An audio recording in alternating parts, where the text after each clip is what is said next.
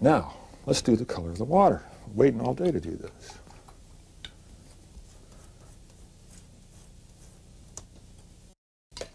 All right, let's take a look at this. Okay, so this is a dark, right? We want to see that dark as the color of the water. So here I'm going to lay this in here, lay this in over here. That's the next tree over. And in these trees, we see behind this, so they start out up here, and here, and this is here. So these are the actual color of the water. We're going to put reflection elsewhere. Now this is darker than the surface of the water, so we want to put this color in here.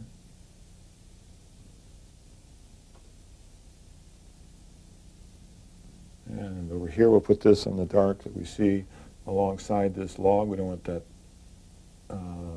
to be as dark as the log itself. The shadow on the inside, we'll put that in there. And because water is transparent in the foreground, we're going to make a little bit of that transparency here. We're going to be able to see to the bottom here, and this will blend into the reflection. Okay. Now, we want to make the actual reflections in the water. Now, most of these colors are going to be somewhat altered by this basic color. We're going to see some of this color in the ones near the foreground. And the ones in the background, we're not going to see that color. We're going to see more of the reflection of what's back there. As you increase the angle of your vision to water, you will see more of the reflection. You see less of a reflection at about 45 degrees. So we're seeing a lot of this mountain. This mountain, we measure the reflection like this. This is this much above the surface. That's how much you want to see of it in the surface. So we're going to come all the way down into here with that color.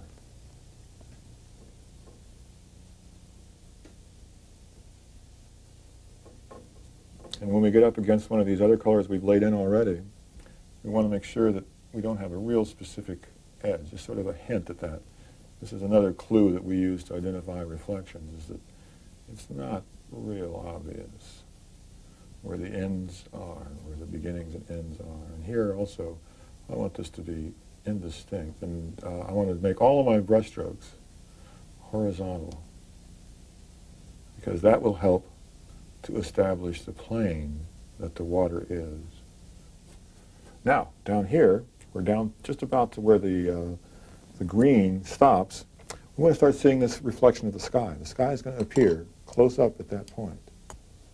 But now this color is transparent, because here we're getting close to the foreground. And we're going to see this transition into this muddy color that we've mixed. Because at this stage of a reflection, especially in water, in fact only in water, we are seeing through the reflection. Over here on top of the rocks.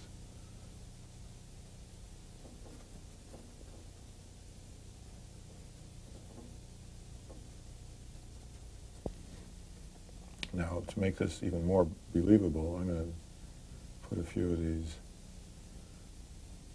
ripples in. See how that helps the illusion of being a reflection? Now I'm going to do some of that same kind of stuff over here.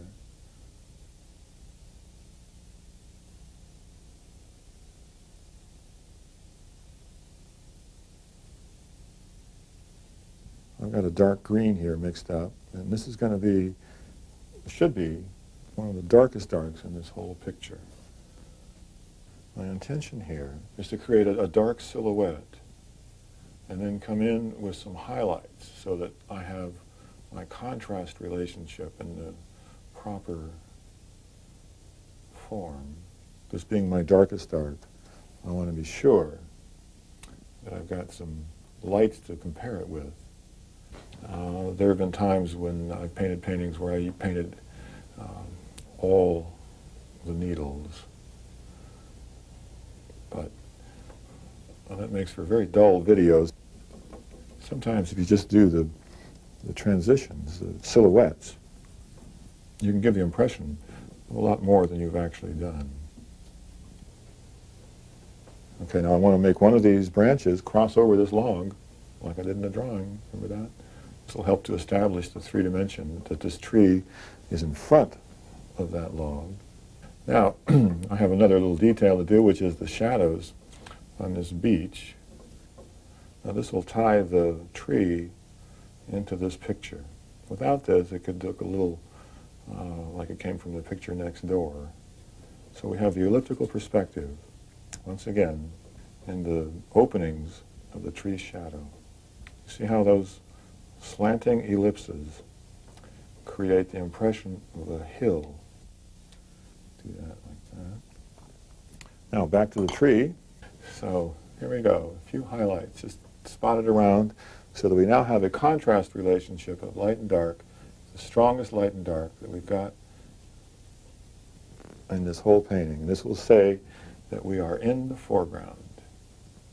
See how we do that? Just a few of these will go and do this job for us.